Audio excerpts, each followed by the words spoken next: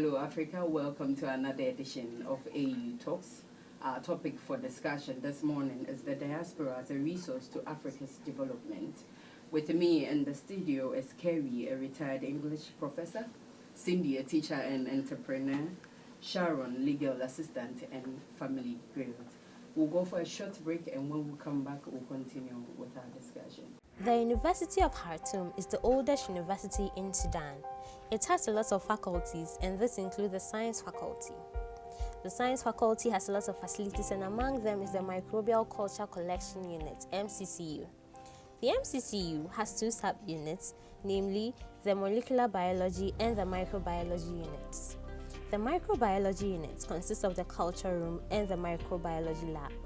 The microbiology lab is well equipped with state-of-the-art facilities to conduct analysis on bacteria and other microbes. The bacteria are then sent to the culture room for incubation based on two temperatures, that is, the cold and the room temperature. There is also a freeze dryer that converts bacteria into powdery forms to be stored over time. The molecular biology unit is where DNAs are extracted using equipment such as microwaves. Other facilities of the unit include a sterilization room, where all equipment used in the unit are sterilized.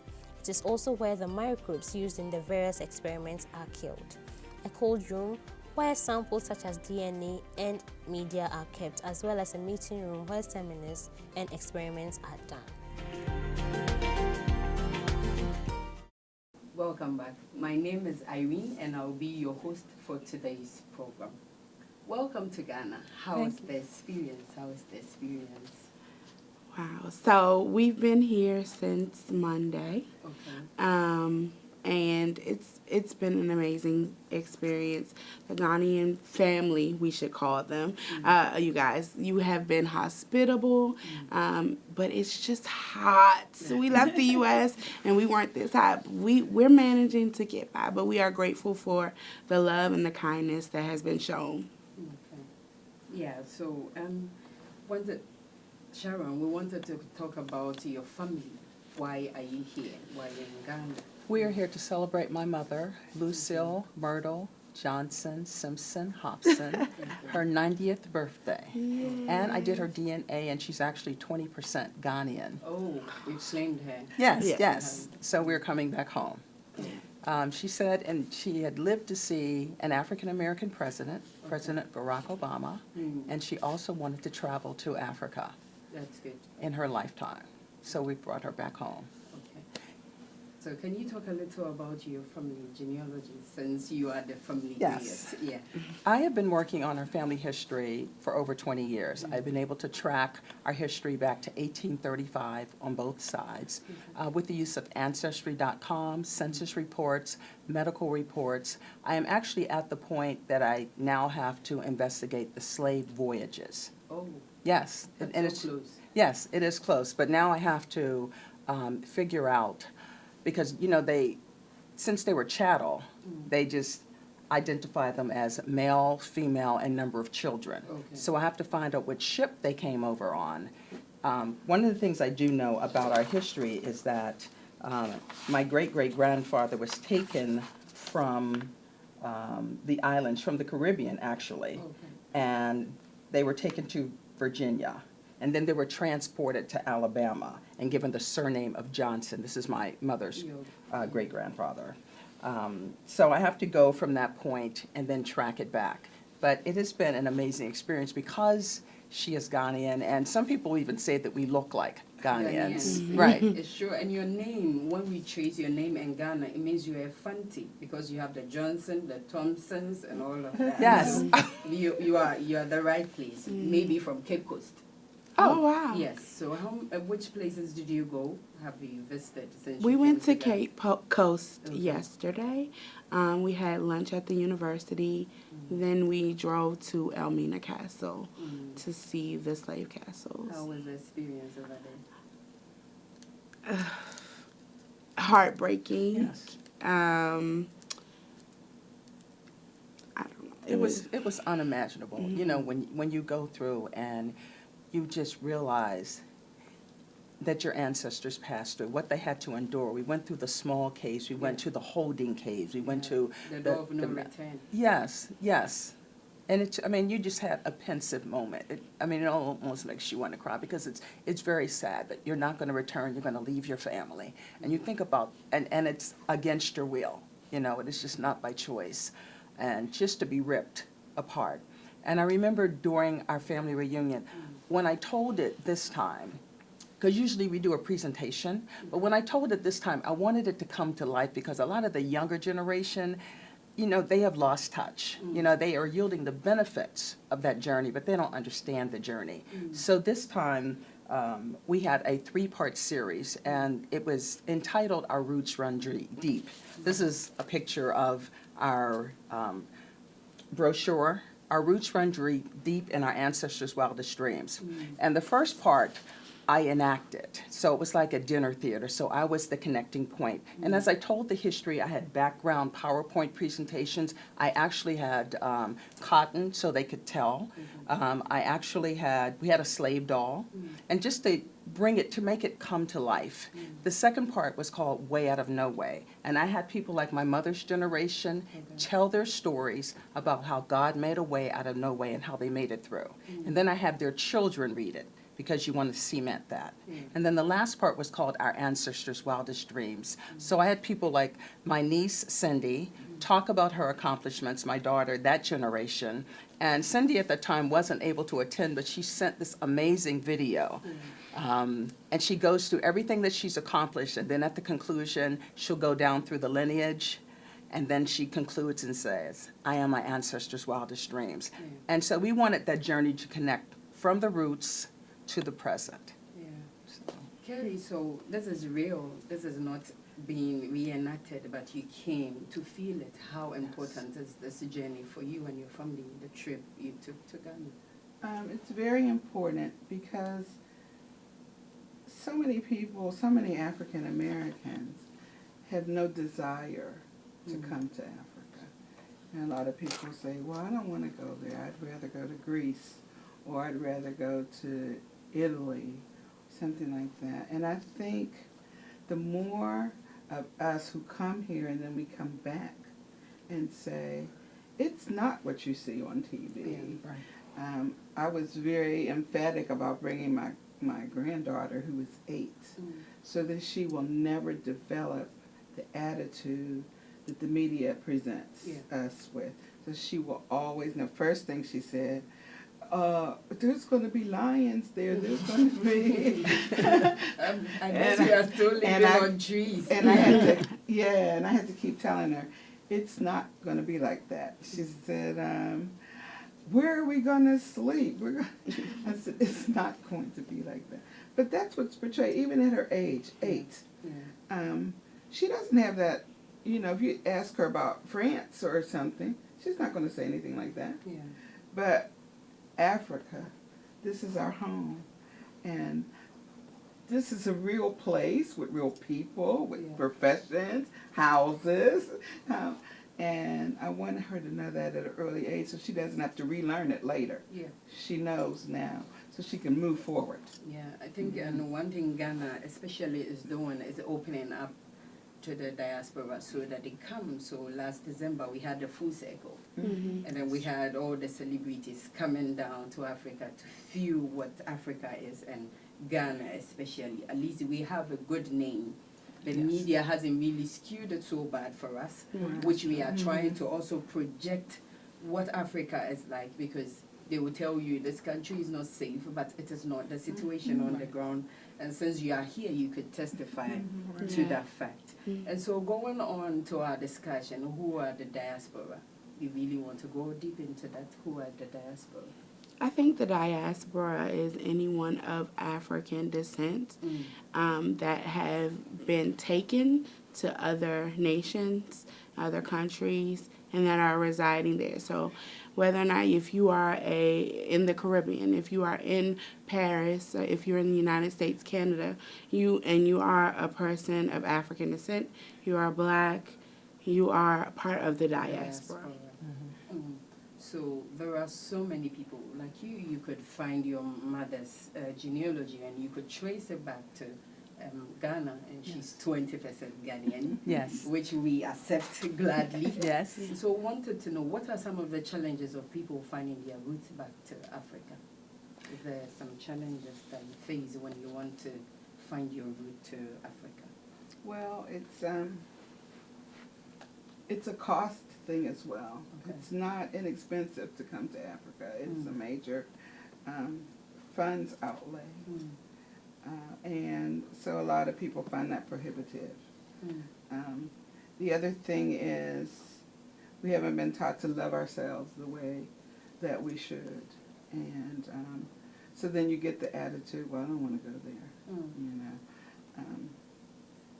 What do you see? And the other part is our inability to make that connection, okay? Only because I did my mother's DNA did we find out more specifically that she came from Ghana. My oldest sister did a DNA report previously, and it was just more general. Yeah, that was earlier in the genome project. That was earlier. Right. And the only thing they could give me was a region. A trace, yeah, a trace of the migration across the continent, and then, but no specifics. She has more specifics. Yeah, and now that you have more specifics, you have more interest. Because, as I said, you know, I'm able to track it, and I'm at the slave journals right now. Yeah. So you have to do a lot more digging. And there are resources. There are in the libraries. There are actual societies, and they've done this before. So, you know, you have to connect yourself with that organization and just use Freeman's Bureau. There's a lot of resources. It's a lot of work, though. It's not easy. But the desire to reach out is so much better when you have that DNA and you can specifically make that connection. So you can go there. You know, I was approaching it from this part. Okay. Now I can approach it from the Ghanaian part. And so, and that gives me a broader reach. Yeah. I also feel like the transatlantic slave trade component runs deep. And so we've been separated all across the world. And like my mother said, we're literally taught to not appreciate who we authentically are and where we come from. So therefore, Africa is projected to us in a certain way. So we don't want to claim that's where we're from. And that has to be renamed and restructured so that we can begin to have our ancestry traced. Yeah, I wanted to ask you, Cindy, since you are the younger generation, wanted to know, so what are you putting in place? Because soon they will be out, and then you would start building your generation. So what would you do for those coming after you to have that feel that this is where they belong to? And sometimes even resettling to African countries. What do you have in mind? What do you plan on doing? So my mother, when I was in 6th grade, so about 12 years old, she sent me to South Africa with People to People student ambassador and we spent maybe about a month in South Africa at the time, and I was only 12 years old. That isolated memory for me has been lasting, and it shaped, I'm 35 now, it shaped me into who I am today. So I've always had this quest for Africa. I ended up going to graduate school to study Pan-African Studies. I've been to Senegal, and now I'm here. And so I have this yearning to find out exactly where I'm from and to pass it on to my children and to end up, going back or perhaps moving back one day. And I think it's my responsibility, having had a mother who instilled that into me, to pass it on to the children I teach so that they can one day do the same thing. So what I do is I am right now, actually, my students are, they are studying African fables. And we've studied Africa and the different continents and tribes. And we've taken like Anansi, the spider, and we're reenacting those things. And we're looking at videos of Africa so that I teach elementary age children at that age can start developing their love for it, and then it'll grow as they grow. And so hopefully that little part of, you know, interest I invoke into them, it will follow them the rest of their tenure in school. Yeah.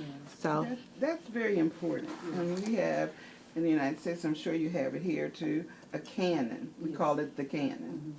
And it's been very difficult, first of all, to get African American writings into the canon. Okay. And so they've been forced into the canon. So now that you see what you must read to be considered educated, you know, so we have some African American authors there. But we need some African, Ghanaian. Yeah. We need more names in the canon that are African.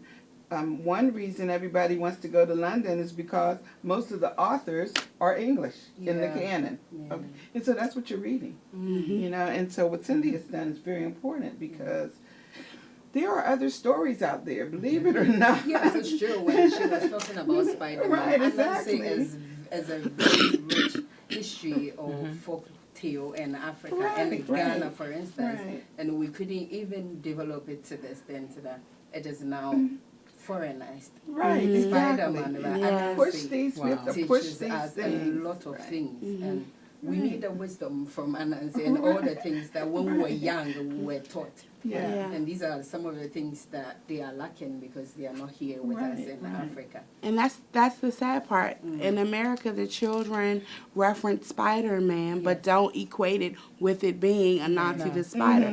Another thing that was stolen from Africa that is claimed as something totally different. Exactly. In case you just tune in, this is AU Talks. We'll go for a short break, and when we come back, we'll continue with our discussion. You can watch us live on Association of African Universities on Facebook and YouTube, and also on TV at aau.org. Stay tuned. Botswana Accountancy College is a business school that was set up over 2 decades ago to contribute towards the human capital development in Botswana and beyond. BAC has over 20 years diversified its product portfolio to offer accounting, business, leisure, management, and ICT-related programs at undergraduate and postgraduate levels, as well as consultancy short courses to augment professional skills. In achieving this diversification, the college has partnered with UK-based universities of Derby, Sunderland, and Sheffield Hallam University, as well as professional bodies such as SEMA, Beaker, AAT, ACCA, CIA, Cisco, Microsoft, SAP, ESA, and SIPS, to allow our graduates to have a globally recognized qualification and be globally competitive. To learn more about BAC, contact us on 3953-062 in Gaborone or 241-0558 in Francistown, or visit our website on www.bac.ac.bw. Also, you can visit our social media pages on Twitter, Facebook, and Instagram. BAC, celebrating over 20 years of creating business leaders. Welcome back to AU Talks. We are talking about the diaspora as a resource to Africa's development. We are talking about you coming down to Ghana, and we acknowledge that when the full circles came to Ghana, there was a lot of improvement in our economic resources, especially because they invested in the tourist sites and all of that. And so we wanted to know, are there policies that attract you to come to Africa, or you just come because maybe you found your route that you are coming? So are there existing policies like that to attract the diaspora to come and look into Africa over there? Well, one thing, a lot of people will come to Africa, say, on a mission. And they'll come back and say, well, my church built a well, or my church bought a generator. One thing I would like to see is some kind of central place. For example, when I was coming here, I wanted to find if there was an American church here, you know, sometimes Americans come here and actually form congregations. And so I was unable to find that. Someone said, well, you have to call every church. I wish there was some kind of central place where there was a listing of what's been done, also what needs to be done. Yeah. Sometimes the stars come and they say, well, I went to Africa and I began a school. I started a school. Yeah. So when they say Africa, they're not saying, like, is it Senegal, is Right. it Yeah. Ghana, So is it huge, Nigeria? yeah. Where is it, you know? I would like to see, and I also would like to see that central thing, because I might want to start to fund something. So I live in the United States. I'm not sure what you need in Ghana, but perhaps there is something in Ghana that I could actually rally my friends around, and we could fund that, come here and do that thing. We have no way of knowing what we can do. You know, we have resources. I keep telling people African Americans are not poor. There was a time we were poor. We are not poor. And we can, and there's so many fundraising outlets in America that if we wanted to fund a project, say, like I was thinking about the stalls where the vendors are. If we wanted to build stalls for them, there should be some way that we could connect with someone and say, we want to come there and build stalls. Who do we see about that? How much would that cost?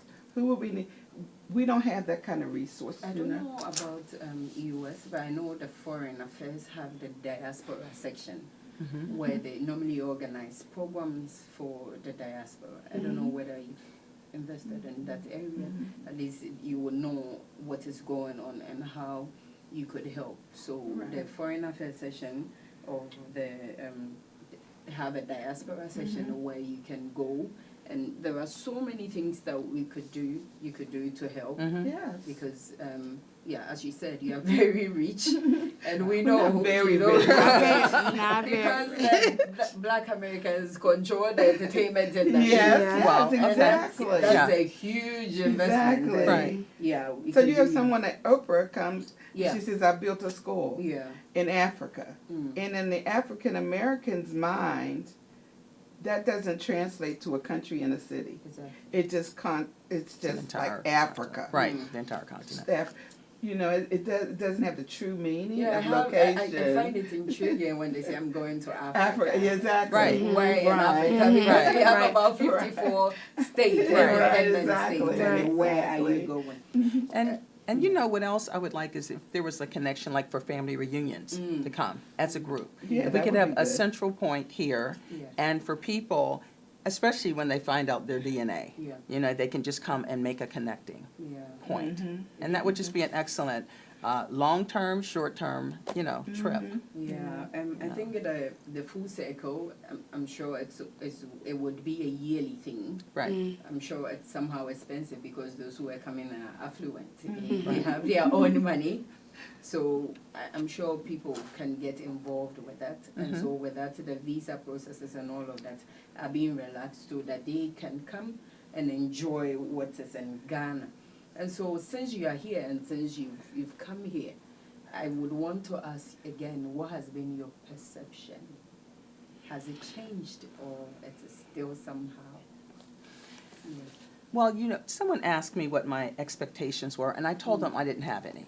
Okay, I That's didn't good. want to come with preconceived, because I didn't know. I had no idea what to expect. I can make a connection of what's happening here to any city in the United States. Okay. Just Cindy and I were talking about it this morning on the way in. You know, there are sections. There are affluent sections. Yes. There are less affluent sections. So, I mean, we can just match apple for apple. Yeah. So it really is the same. It's just the volume of people is different in the cities. But if we were in New York, it would probably be normal for them. We were comparing to New York yesterday. Okay. Yeah. That would be very normal for New York with that volume. So it depends on just like which region you're in. Coming from, I'm in Charlotte now. So Okay. Charlotte is a smaller, and Pittsburgh was even smaller. Okay. But when my daughter went to Columbia. So when I would go in New York, it was just like, it was exactly what is happening every day, even the traffic. The traffic here It's just like, And that's something I did not expect. I expected to come to a city just like, because having been to Africa before, you know, those preconceived notions that a lot of Americans or people across the world think about Africa I did not have. So I just expected to be in a normal city. I did not expect the traffic. I did not. You're in the wrong city. Yes, you need to go to the smaller regions, which the traffic is quite moderate. But this is the capital city, and so it is expected. Yes. Really expected. It's so bad. The traffic is so bad here. But we are improving our road systems. And so I'm sure by the time you come back, we'll be good. Yeah, so anything to talk on that, your perception? Has it been positive or negative? Oh, well, this is my third trip to the continent. The first time in Ghana. But I was impressed with the roads. Because, of course, in South Africa, it's a lot like America. But a lot is rural, you know. Accra is so cosmopolitan. Yeah. So I was really impressed with. I mean, it's a lot of traffic, but the roads are smooth. There's no potholes. I don't even see accidents, though. There's very few accidents. There should be accidents. We are driving, and we'll go in another lane and come back. I was just like amazed at how close these cars were, and there have been no accidents the whole time. I'm just we like didn't run amazed. into anything. And also our driver went around the potholes. You guys might not have seen it, but he went around. He was taking very good care of us. Yeah. Okay. Yeah. And people are extremely polite. Yeah. Oh my, They are very gracious, polite. respectful. Yeah. It is just, okay. You know, I mean, you just, It's part of their DNA. yeah, and it is, and it feels comfortable. It feels normal. It's we should be that courteous Yeah. all the time. It shouldn't. Even when they're this close. Yes. They're courteous. Right. So that was how we were brought up. Yes. That is how you're also bringing up your Jota. Not quite. We have something called road rage. Yes. yeah. It's road rage. In the U.S., road rage. Yes. People actually shoot other people over traffic. Yes. So it's so nice to come here and there's no rage. No. No one's giving you the finger. No one's hopping out their car and banging on your window. Yeah. That happens one or twice. Well, we didn't see Not it. a lot. One They were or acting two. good for the One or company. two, because normally when you hit someone's car, you would be in so much trouble. Okay. You don't want to be spending a lot of money Right. because sometimes the person has not insured the car. You don't want to take that responsibility. Right. And so you need to be careful, Right. extremely careful. And so AAU, the APES of African education, higher education, we are interested in the diaspora because we know there are things that you can do to help universities. How can the diaspora help African education in your own small way, in your own terms? How can we benefit from it? I'm very interested. So coming here, when I left home, a lot of people said, Cindy, can you please get me some fabric? That everybody wanted fabric. They wanted it from the continent. They wanted fabric. And I said yes. When we go to these markets, so much stuff. So much beautiful stuff. And I think that it's imperative for us studying entrepreneurship to come to the continent and gift it back. Like, because in Ghana alone, you guys are selling everywhere things that we don't have access to. And if I could at home get on the internet, look for a specific company at the market and order my 6 yards of fabric and have it sent to me, I think that will help with economics, right, for your country. And so I think if we're studying it in college, and it's so much like programming in DC alone for Black businesses and small businesses. If we gift back what we've learned and help people set up to be available and have access to you guys internationally, then that would be of major help to the African region. You know, my daughter is currently at Harvard getting her MBA, and at the conclusion of her first year, they're going to apply what they learned. They're going to New Delhi, they're going to Thailand and Taiwan, and they need to come to Ghana. I mean, that needs to be one of the countries exactly. That needs to be. I mean, I will talk to her and see how that can happen. But if you add your name to that list, because every class. Yeah. That's what they do. She said, Mommy, it's 80% travel. She did go to Egypt, but it was for pleasure. It wasn't part of the curriculum. Okay. But if it's 80% travel, you should be in that 80% somewhere. Yeah, we had a perception about Egypt that, oh, terrorists, they would walk in, so you're supposed to be scared. And we had the opportunity to visit there in March, and it was beautiful. We go to the airport and said, are we in Africa? Because it was beautiful. We thought we were outside. Everything is good. You walk on the street, 6-lane street, flyovers everywhere, so minimum traffic, beautiful buildings. The architecture is so beautiful. And then we were in our corners thinking that Egypt is scary because of how the Western media has painted Egypt to foreigners. And so people are even scared to invest in Egypt. But this is a country where you can freely live and there is no problem. They are an Islamic country, but you are a Christian, you can live like how you want to be. There is so much freedom, but they tell us, no, don't go to Egypt. It's so scary because there has been 1 or 2 at the Sinai. But it happens where you stay. Sure. Why is it not painted in that way? And so we would want to encourage, since you are here, since you've come here, to also spread the good news of Absolutely. Yes, for sure. We definitely have to change the narrative. Yes. And you were asking what could we do, but one thing you all could do is make sure we get your literature. Sure. You know,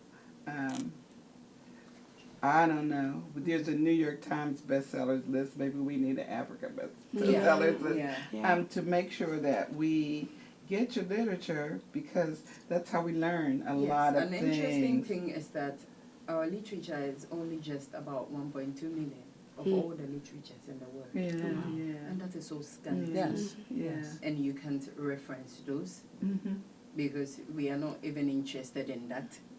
We want the Karl Marxes, those who are dead and then don't even know what is going on over there. That is what we are looking at. And so it's time now, I think we look into ourselves and believe in what we are doing. And so the African Union has the Agenda 2063. They give a guidelines to what we want Africa to be in the next 50 years. And so they titled it The Africa We Want. It's such an interesting document that when you go through, it had 7 salient points where you could see that they want to bring the realness of Africa into that. And so we are encouraged, all of us, to go read the Agenda 2063. And that is what the AAU is doing now. We use these talks to promote the Agenda 2063, the continental. We have our own educational strategy. Yes, which we are doing. But we still talk about the UN goals, the SDGs. We don't talk about the Agenda 2063. And so it's like our priorities are not in sync with what we do for ourselves. And so we are glad that you are here and to help us. And so before we go, we will give you the last words. We will start with Sharon. Sharon, what do you want to say? The family build. I like that. Yes. Yes. Well, one of the things I want to say, as I listened to my sister and she talked about the information we received, we have to research it ourselves. Okay? We have to be the source. We have to take responsibility and get the information ourselves and make the connection, because it is out there. We are connected, and we can't have anyone else be responsible for our history. It is our history, and we have to take ownership of it, and we have to make sure it is expressed accurately and not skewed. So, Cindy. I just want to say that to Africans and Africans across the diaspora, that we are family. yes. And that we have to redirect our narrative. and we have to love ourselves and love the country that we're from and give back to that country and go back to that country. Yes. And in order for us to do that, we have to tell our stories, we have to research our stories, and we have to begin healing. And to do that is to lean on one another. So don't overlook each other. Reach out, love on each other, grab a hand, come back, and serve. Yeah, Carrie, your last And I guess I want to say that we are Africans and we have the best minds. We have the best minds out here. And if we could just bring our young along, seeing us be our best. And knowing their history. We could teach them their history. They are the best minds. They come from us. Yeah. We, women, we give birth to greatness. And if we know that, we'll take better care of ourselves. If we put that first, you know, that we are creating the best the world has to offer. And so if we can instill that in ourselves and our youth, it would be such a powerful thing. Thank you so much for coming here, and I enjoyed our conversation. We wish you a fruitful stay, and we wish that you come during the Christmas so that we enjoy the festivities together. Oh, yeah, that would be great. Yes, That would be great. Interesting. Thank you so much for joining us on AU Talks. You can watch us on our Facebook page, Association of African Universities. Have a good day.